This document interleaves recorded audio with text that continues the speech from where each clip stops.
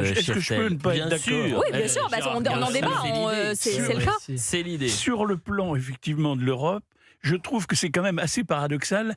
Il était très européen, ça c'est vrai, très européiste même, on peut dire. Il l'était dans les 10 ans, alors que la France est devenue de plus en plus anti-européenne.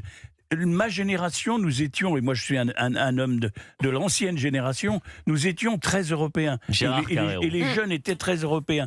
Aujourd'hui, l'Europe est devenue un repoussoir.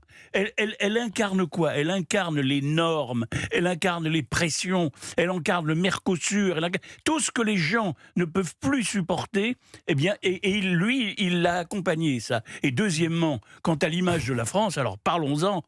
Nous avions un précaré qui était quand même un rapport particulier avec une vingtaine, ou un peu plus même, une vingtaine de pays d'Afrique. Regardez dans quel état il ressort du continent africain. La France est en loc, et j'en suis le premier peiné. Moi, je suis allé j'ai suivi les voyages des 10 présidents qui l'ont précédé, et notamment j'ai été souvent en Afrique, et je voyais quand même, quand le président français arrivait dans les pays africains, comment il y avait ce rapport presque sanguin entre la France et ces pays. Regardez ce qu'il en reste. Et ça, c'est une grande... Alors, tout n'est pas à mettre au discrédit de Macron, mais quand même une bonne partie.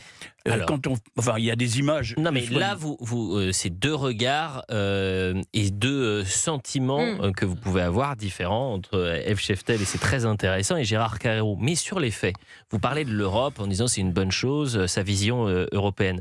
Mais dans les faits, les 2 élections européennes, lorsqu'il était à la tête du pays, ont été un échec absolu pour Emmanuel Macron. Nathalie Loiseau perd contre un garçon de 23 ans que les Français découvrent et qui propose une vision non pas européiste, mais européenne des nations, donc une vision différente d'Emmanuel Macron. Je pense à Jordan Bardella. Et en 2024...